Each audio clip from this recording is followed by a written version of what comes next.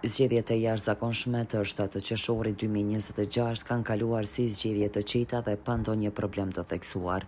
Tashmë kur jemi në përfundim të numrit të votave, Prizreni në legjislaturën e re të kuvendit pritet të përfaqësohet me gjithsej 8 deputet, prej të cilëve 3 do të jenë nga komuniteti shumicë, ndërsa 5 nga komuniteti pakicë. Lidhja Demokratike e Kosovës do të përfaqësohet me Anton Qunin, ndërsa Lëvizja Vetëvendosje do të ketë 2 deputet, Arbe Rexha dhe Artan Abrashi.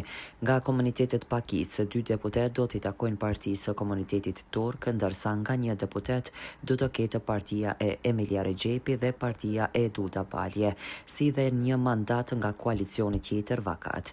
E numri nga 8 në 9 deputet mund të pritet edhe nga 1 komuniteti raj. 2 subjektet e kësaj radhe nuk do të kenë deputet, pra PDK dhe as AAK-ja. Rizam Holding, fabrika e re e bllokave Izoblok, Krush e vogël. Me Izoblok ndërto dhe për pompa mos harxho.